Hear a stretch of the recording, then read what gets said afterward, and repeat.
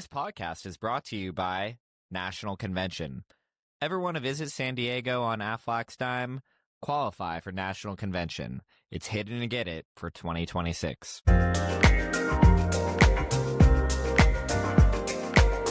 Welcome back to LA Legends, where Aflac pros sharpen their skills, swap stories, and build the LA South market one legend at a time. I am Michael Fisher. And I'm Michelle Lee. Today's episode is about leadership transitions because every leader eventually experiences a season where the environment changes, the team changes, and challenges changes. And the growth requires a completely different level of leadership. What worked in one market may not work into another. So we're going to go through communication styles, coaching approach, and systems that can help you win in a smaller market. The communication style, coaching approach, and systems that helped you win in a smaller market may need to evolve when you're leading at a larger scale. And our guest has experienced that exact journey, starting in Broken Bow to building and growing in Oklahoma City, OKC. You definitely have learned firsthand how to adapt, scale, grow people. So let's welcome the Oklahoma RSC, who's absolutely killing it. Welcome, Miss Heather Hammer. Woo! Thanks, Welcome, guys. Heather. Thanks so much for having me. Yeah, I appreciate the introduction. We are so excited. So, Heather, we wanted to dive right into this because we've gotten so many best practices from Oklahoma and Oklahoma City, and we steal from your team all the time. But we always want to say is first off, thank you for being here. Secondly, can you just give us a little bit of where you were at when you actually started in Broken Bow, built your organization up, and then you actually were presented with a challenge to look towards Oklahoma City. Can you just tell us a little bit about where you were at in that moment and, some of the adjustments and things that you were looking at that stage? Oh gosh, yeah. Well, I will say it has definitely been a challenge, but it was something that I did ask for. So I remind myself daily whenever things are hard, Heather, you asked for this. Yeah, I did build my business in Broken Bow from the ground up. I'm pretty proud of that. Purely nomination style. And so I was a DSC for about 5.5 years, I believe, before I was promoted to RSC, and then did RSC for 3 years in Broken Bow before I was promoted this January 1 to move to the Oklahoma City Norman region. And it was about the middle of last year that I really felt a tug just on my heart that there was a bigger opportunity and a bigger purpose for what I'm doing in Aflac. I felt, even though my team in Broken Bow is amazing and they were winning and things were going great, I felt personally like I hadn't stepped outside my comfort zone in a while. And I Mm-hmm. wanted a challenge. And so I let my market director know, really right after Hub, that if there was ever an opportunity, I would be willing to move the family and take a chance. So that's what happened. That's amazing. We actually heard that for the first time, Michelle and I heard your story for the first time at Focus. And I think that that's a lot of people when they're in a moment where they're winning and things like that, they don't really, they just keep it going, and they Yeah. don't stop themselves. Yeah. And I love that you actually were like, no, I'm looking for more. And you actually asked that question, which is a big one because most people would not assume that you would want to be going anywhere. No, not at all. But I think it's important too, as a leader in our organization, that we're constantly asking our people to self-reflect and to grow and to do more. And so I need to do that with myself as well. Wow. Yeah, And that's yeah, amazing. I was gonna say, so obviously, and this is where we're gonna get into the nitty gritty for people. So, you went from one market, organic growth, and by the way, that's the best feeling because people speak your language, they know your yep, expectations, yes, and then moving into a completely different geography. First off, oh, yeah, taking over a different team, bigger marketplace, bigger everything. Can you tell us what was, just starting off, like, what was some of, like, the bigger, like, adjustments you had to make from a communication standpoint from yeah, let's hear it. Oh gosh, for sure. There's so much to that, and I don't know that I could even answer it all in one setting, but I knew that I needed to over communicate. I knew that I was about to take over a team that didn't know my style. They didn't know, a lot about me. And there was not that trust there that I had coming from Broken Bow with my people. And so I actually went out in December and met one on one with all of my leaders and sat down and had a conversation and let them know, this is what I'm about. I've looked at your numbers. I know a little bit about what you're about, but I want you to tell me what you're about. And I want to earn that trust with them. And I also set the expectation early. We're going to win. That's what we're going to do. You're capable, you have potential, and I will fight with you and we will make a plan and we will win in 2026. So I think, I kicked it off with that. And then I really had to, um, I had to show up. I had to put the action in and let them know. So January, we kicked off a big regional meeting in the Norman office that I led. I thought that went really well, got all the agents involved, people plugged in. And I did what I've been doing in Broken Bow for years. I went out in the field and I started going alongside people, and going, "Hey, this is how I do things. If you're open to it, let's adjust, let's be flexible, let's learn." And Love they it. they were ready. They were absorbing. Ready to take it in.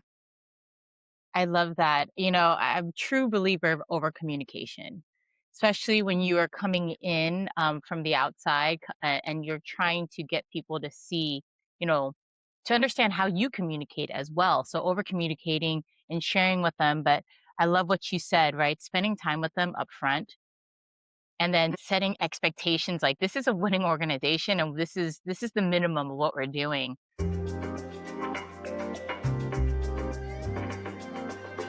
Start your week strong with the Monday morning meeting. Tune in for team accolades that celebrate success, contests that keep you motivated, and announcements that keep you ahead. Don't just start your Monday, own it with the Monday morning meeting.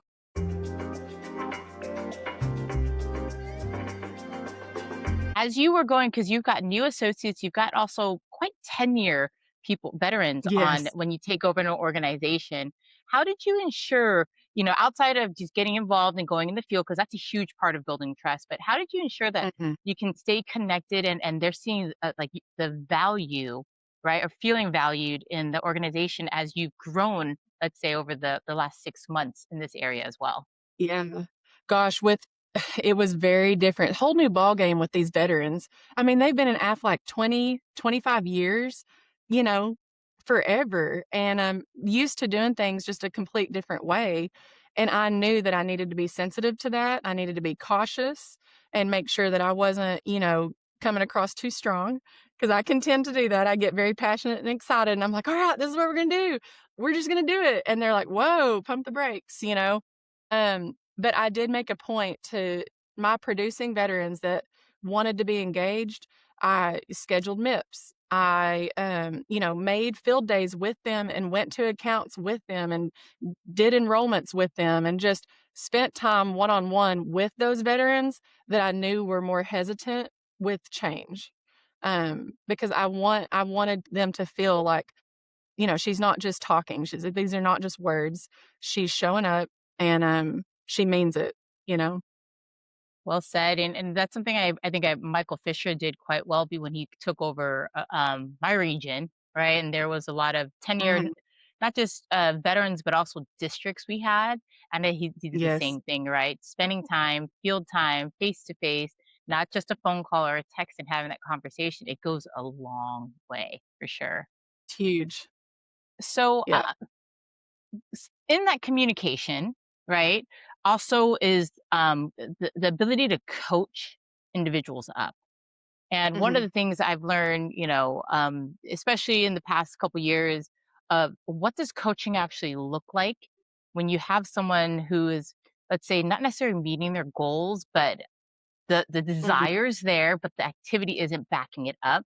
Whether it's a new associate, a veteran, a DSC, what talk us through some of that philosophy that you have when it comes to coaching that Mhm. individual. Let's do from your district seat first, because you spent 5 years as a DSC to True. coach down an associate. Okay. Well, I do think it all at any level comes down to the keeping the simplistic factor, just keeping things simple. And really, in our world, in our business, we can reverse engineer the math, and the math always backs up the activity that leads to Mhm. the good results.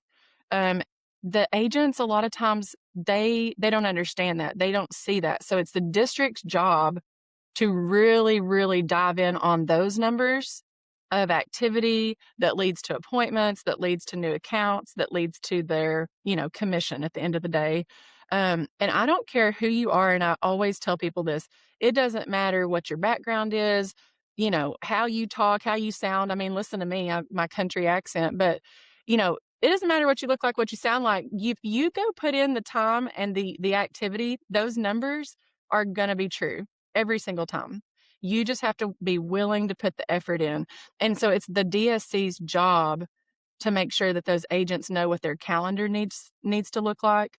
And for me, I've always said, like, we have to own our calendar, and time management is the biggest thing. If we don't win our week, we're not going to win our quarter, we're not going to win our year. And I'm very much like the sports background in me, growing up playing sports all my life, but every year, it's a new game. Every year. They might change a little bit of the rules or whatever, but we have 4 quarters. It is a high pressure situation, and we have to go win Mhm. the game. Every year it starts over. So nobody gives a crap what you did last year. You start Yeah, over, and you have to prove v- yourself again. very So, true. sorry, I almost cussed right there. I was like, "Wait a second, watch my No, you language." can actually, yes, actually, Okay. it's Oh, encouraged. wait, I'm from California, so yeah, yeah. Anyway, yeah. It's yeah, it's very much, the lead by example, the district showing the agents what their calendar needs to look like, and then holding those people accountable. Yeah, I love it. Okay, so let's talk through some of like the nitty gritty things, and I also love hearing things that didn't work. By the way, because Mhm. we always Oh, learn so much by things that don't work.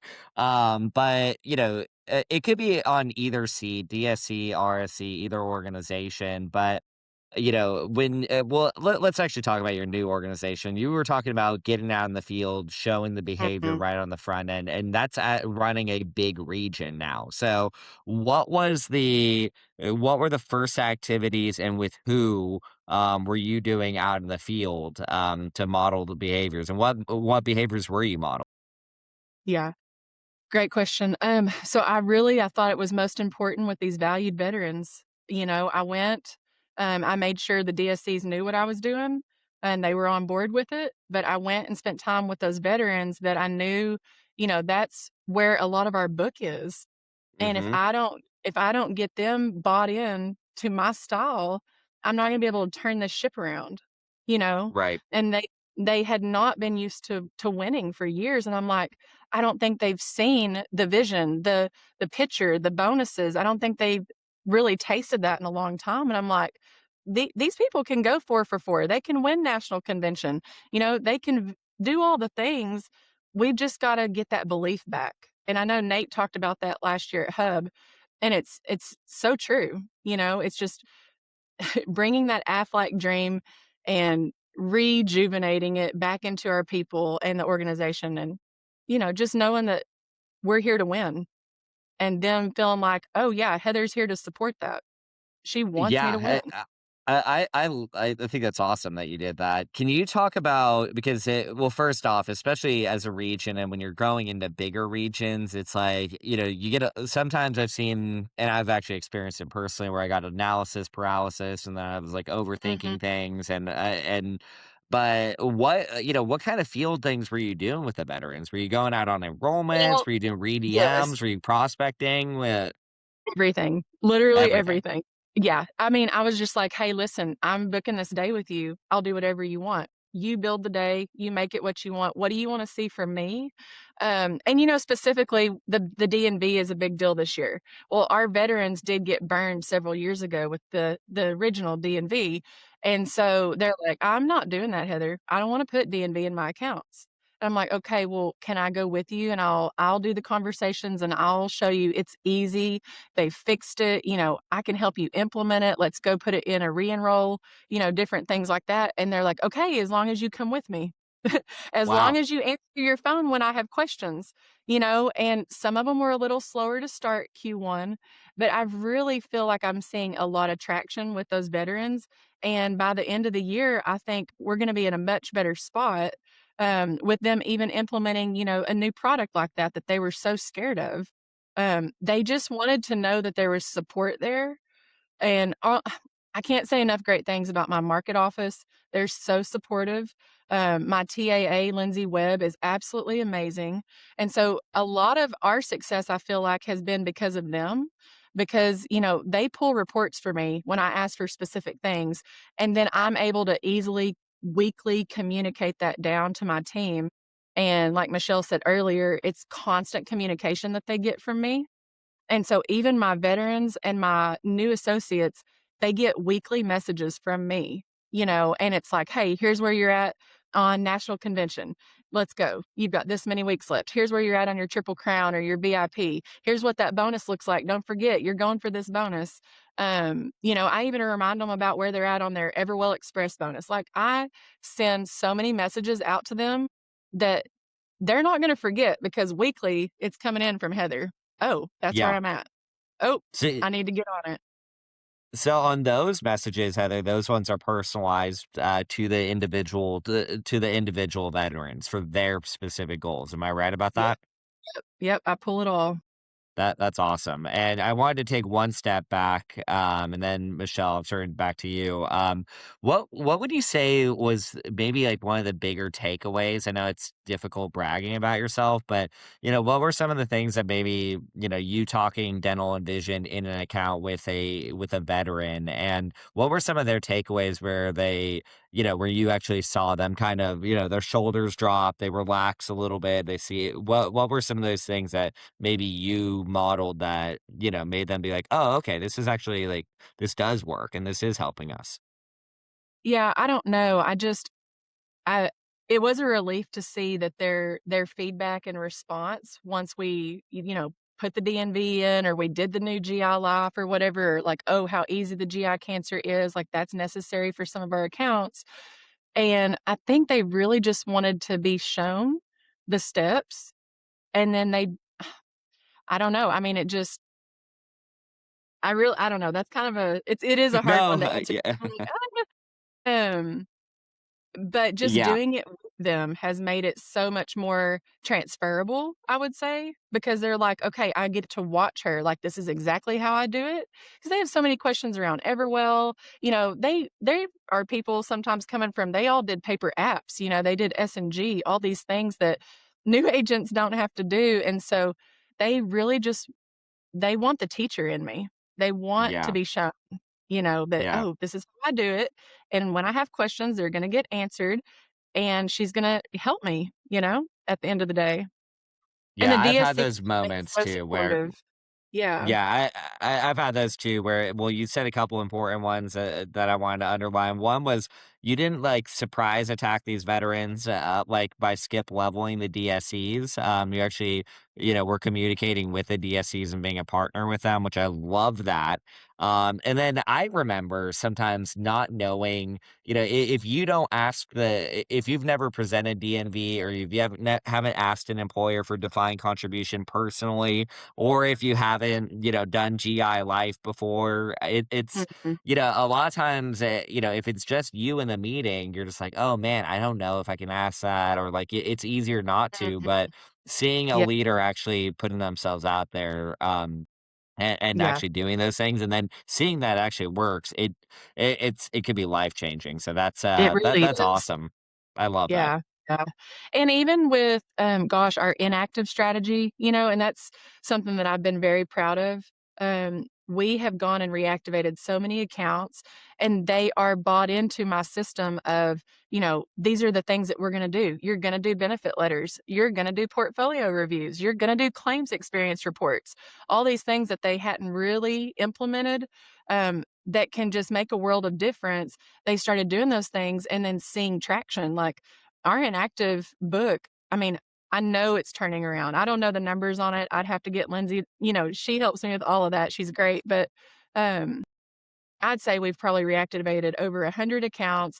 I know we've had some big wins in them. I mean, we had one account last quarter, it was 10 years inactive and just hadn't had service, and I challenged my DSCs, "Hey, go start having these conversations and let people know we have new product, we wanna get them updated, claims are important to me." That's a huge thing for us is just making sure that people are using their benefits, and even in just this one dentist office that was 10 years inactive, it had grown from 1 location to 3 locations. No one knew that until we went and reestablished that relationship, and we wrote over 45,000 in that inactive account.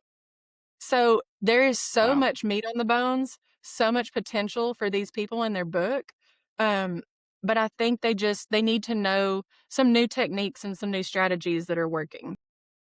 Well said. I took so many notes as you were talking through about how you were able to lead from the front, right? Build that trust with those veterans and but also keeping your districts engaged in that full conversation, as Michael had said earlier as well. But one of the things that you guys brought up was showing the step by step. I think sometimes, when especially when it's something new or you're trying to get them bought in, someone showing them from A to Z and actually just walking through that whole process with them just so they can Yeah. see all of it. It's the same thing when people went from paper to S&G, from S&G to Mhm. Everwell, you think about it as Yeah. well. And Gosh. then, yeah, same with dental and vision. The fact that the systems work, I'm not saying there won't be hiccups, but it works, Mm. right? Getting you through the door to your inactive strategy, which I've been hearing great things about Oklahoma and not just your team, but Oklahoma as a whole a market stepping back into that Yeah. inactive strategy. It's so cool to see.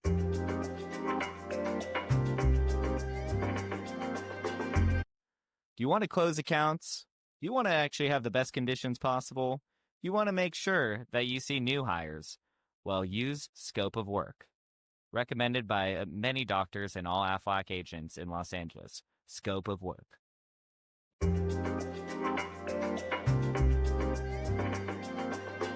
So I did want to talk through you as you had gone into a team, individuals not winning, districts not winning, and so forth. Talk through because I want to bring it back to that coaching segment we were talking through earlier. I know we talked about DSC to an associate, but regardless of Mhm. what level, how do you end up customize? Because we're in Power Weeks, right? And we're leading ourselves up to set ourselves up for not just a strong finish, but also an amazing start to Q3. Yeah. But how do you customize a coaching conversation for someone who is struggling versus someone who's already performing at a high level? Because we have Mm. both, right? We still got to drive, We have both. making sales. Yep. We have both. I try to be very consistent though throughout. I think that's one of my big things that sometimes I don't realize, at the personal level of like people are, what are you doing? Why are you so successful? I actually think it's the consistency piece, because I'm willing to be consistent day after day after day. I'm going to put in that hard work and be consistent, consistent in my messaging, consistent in my coaching, and fair across the board. But with the DSCs, I think it's been a big deal of, I put it out there. I expect them to win their weeks. So we literally talk about winning their weeks, and I post daily where they're at. And we just want to what we call keep the blood out. We want to keep the blood out every week. We want to have a green check mark at the end of the week that they've hit their increase. And also the other reason why they're maximizing their book is we're trying to beat our total accounts written in. So I'm tracking what I call their TAW. I don't think anybody else calls it that, but that's fine. I track their TAW, I track their weeks to increase because it's been proven if a DSC can win 7 out of 13 weeks of their quarter, they will fame.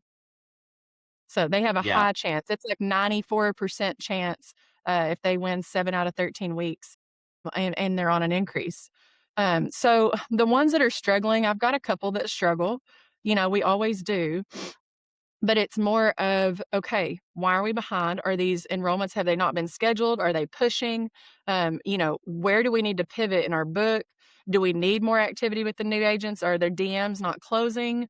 All of the different facets of our business. It's finding out where are their weak areas and where would they like help, and then just going out and trying to, make sure that we finish off the quarter strong. So, um, yeah, it does. The conversations do change a little bit depending on who you're talking to, but the messaging is the same.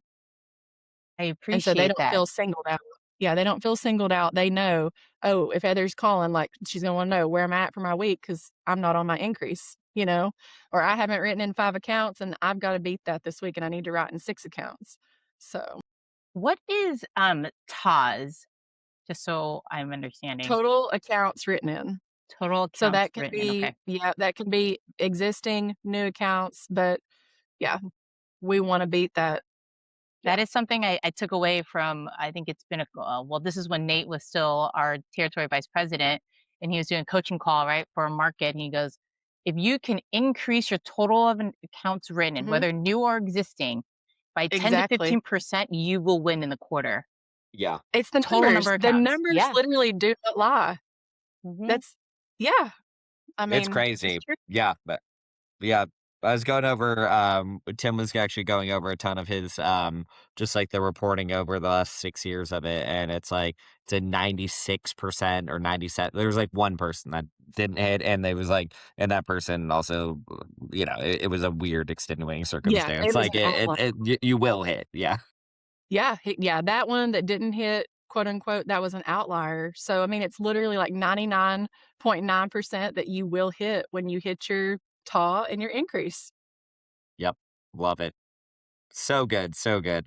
I actually had a big one for you. So, um, when you're moving into these types of roles, and this could be as a DSC, RC, any chair, but a lot of times we're like, hey, this is going to work, and like, I'm kicking ass, and this is really going to just turn things for the team. Mhm. What's something that you've either rolled out, tried that just like straight up, like you're like, okay, that didn't land, that didn't work. So if you wouldn't mind, can you tell us one of your most favorite failures that maybe you've had? Oh my gosh. I wish I'd had time to think about this. I know, I've sprung that one on you.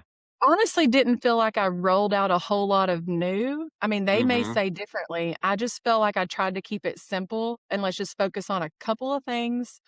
Um, I'm trying to think, what have we failed in? I know I have weaknesses, right? We all do, but I'm trying to think like a process that's failed that hasn't gone well. Hey, if you don't have one off the top of your head, that's a great Gosh. thing. And yeah, trust me, you're not coming off of the person that you interview that's like, my only failure I have is that I try too hard. And it's like that's No, uh definitely not. I make mistakes all the time, and I will own my mistakes. I made a mistake last week, with a DSC and an account and some things that happened, and I was like, "Oh my gosh, I'm so sorry. I didn't realize, like, there was a broker with this one, and we're gotta look at it this way," and anyway, I made those phone calls. I apologized. I'm like, "I will fall on the sword. I definitely make mistakes," but, yeah. you know yeah. Well, you said, I think what you said earlier is the key to it, that I hope that a lot of younger, or any of the leaders or future leaders that we have on this call that, or that are listening to this, which is, you allow yourself to be consistent. And if you're consistent with people that are struggling, the people that are performing, and you're just consistent day in and day out, you don't really have to worry about much, because, you're the same person. So, they Yeah. know what to expect. And, that's a testament to you. So I just, yeah, that's a definite compliment that I've noticed on this side. Um, Well, I appreciate that. yeah. Well, we're starting to close up towards the end, but the one thing that Michelle and I are always just trying to be like cognizant, aware of, is just like, that one thing that you want people to take away from, in this career or in this conversation. So, if you were speaking, to our entire marketplace and being like, hey, you know what, like this is one thing that you should do or one thing that you could focus on. And I know that you have a million of them, but Mhm. what would be one of those things that you would say, hey, this is something that you all should, take away and focus on at this moment? Oh gosh. Well, I would say first and foremost, no matter what level you're at, the opportunity is ripe. People want Aflac, and don't forget why you're here. You're here to help people. You're here for the service, and at the end of the day, the best customer service equals more income in your pocket. Um, and I don't know if a lot of people know this, but my oldest daughter, she is a DSC on my team. I did not promote her. That all kind of happened as the promotion happened that I took over January 1, but she started out as a 19-year-old and knew nothing about the business and was willing to be a sponge and learn and soak it all in. And she's been able to grow a team. Josh Worthy promoted her last year in May. And so, the opportunity is there. And if I want my oldest daughter to do this business, we should want to extend that opportunity to other people, our friends, our family. Um, it's just the Aflac dream is alive. That's what I would Yeah. say. And you've just got to take it by the horns. You've got to put the effort in. It is worth it.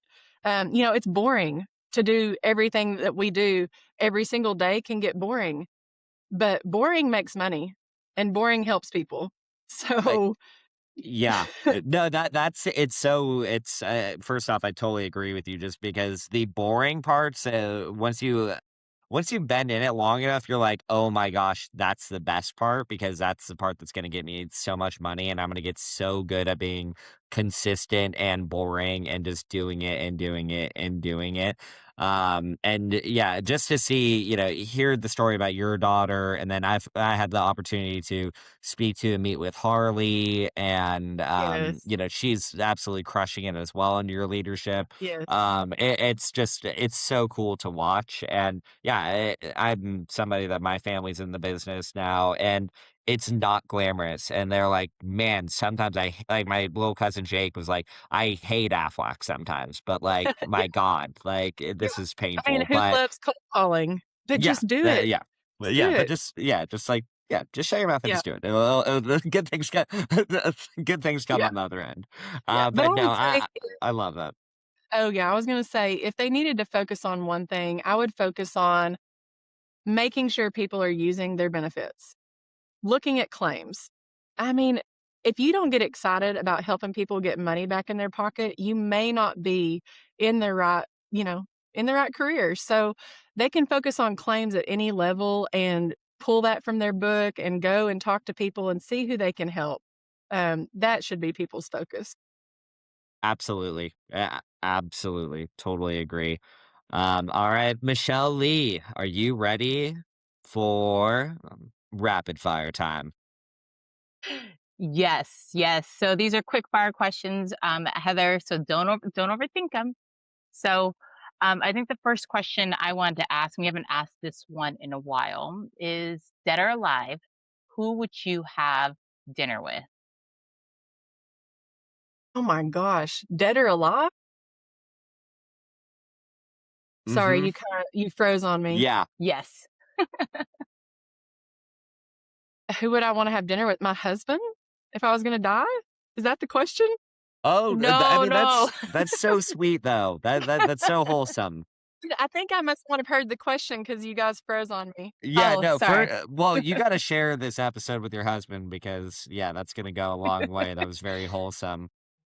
But the question was, if there's someone, that you have learned a lot from, right? Or someone that's inspired you in the past, whether it's, through history or someone you find fascinating, dead or alive, right? Who'd you Mm, sit down and have a conversation with over dinner? oh my gosh. Oh, I don't wanna think too long. I'll just say Dirk Nowitzki. He is one of my favorite basketball players growing Wow. up. Yeah, he's, on the Mavericks. He was my guy, number 41. Um, I think it would be neat to talk to him because he came Yeah. from Germany, and he was transplanted over into America, and he had so many challenges that he faced, and he came over here, and he was a very successful basketball player for years, and so, I'm sure he's got a lot of stories and a lot of I mean, it's kinda like, gosh, we had, Tom Brady out to hub. Like, I could sit and listen to him all day and talking about his failures and, like, that's that's so real. That's what people wanna hear. Hmm. Those stories are life-changing because it's like, "Okay, he's a person, he struggled." I know where I'm at, I know I'm struggling, and so, Yeah, yes, I can still make this happen. Yeah, yeah, love that. It's a good one. yeah. That's absolutely true. Okay, Heather. So, what is one book, or it could be what's one book that you've recommended and or gifted the most? Oh, goodness. I would recommend Grind. That is by, oh, you'll have to help me, one of the sharks. Damon John. So, Yeah, yes. Yeah, I went deep sea fishing with him last year, so I was kinda gonna blank, but yeah. Nice. Yeah, he's very inspiring. The book Grind has got a lot of good stories of different people over the years that, how they built their business and are successful people, so that's a awesome one. Michelle, if you don't mind, I'm gonna ask one more, which is the what's one piece of advice, Heather, that somebody gave you that you actually took? You're like, oh, this is good, and you've actually applied it. goodness. Um, to be a good listener and to be patient. I think in our role as leaders, we have to have a lot of emotional intelligence. And, we have things coming at us from all directions, and people get upset at the drop of a hat. And just being able to be as emotionally stable as possible for our team. That's a good one. Absolutely. Yeah. Great Well, piece of advice. I totally agree. I think, Heather, that you've done a fantastic job, and I've learned a lot, and I've taken a ton of notes as well. I know Michelle did too. You have this. You're like a wholesome killer, which I love. Um, and I'll always think of you as like a very wholesome, like absolute I mean, I can killer. definitely Yeah. yeah, yeah, very competitive. Don't let that, fool anybody for sure, so Yeah. No, anybody that turns on the, like, "Aw, shucks" thing, I'm like, "Oh, no, no, no, you guys know what yeah, no, you have more game, and you'll, just destroy everybody in your way in a positive way, though, in a competitive, ethical, positive way." thanks. D Yeah, we're gonna be number 1, we're gonna win, so just know that. Yeah. Yeah. Yeah, I love that, so, thank you so much, Heather, and, Michelle, I'm gonna turn it back to you. I'm gonna a testament to Heather's competitiveness. She and I were put on the same scavenger hunt, Gosh, thing in Vegas a few years ago. And it's when you work in a team, people just set off, and Mark, who's from Texas South, Heather and I literally just took off. Like, what are we gonna do? Like, we yeah, wanted to we're like, "We're win. gonna get this. We're Yeah, gonna find the things." Yeah, running down the streets of Vegas, we're like, "I don't care what we have to do, we're gonna find this before anybody else." in We didn't like even know 100-degree why weather. we It were was trying great. yeah, Yeah, yeah. meanwhile, my team was at the bar, but yeah, that's good, and yeah. Um, hey guys, thank you so much, Heather. I'm going to echo what Michael was saying. Sharing some of your best practices with our team. Very grateful for you to, be able to show those tips and tricks, and out to the best leaders who understand that growth always requires evolution, right? And you can't stay the same and expect your organization to continue to grow. So, to everybody listening, think about your own leadership journey. What communication habits needs improvement? What coaching conversations have you been avoiding? And what systems could create more consistency for your team? So, thank you so much for tuning into the LA Legends, where motivation meets practical thinking for the next legends in LA South. We will see you guys on the next episode.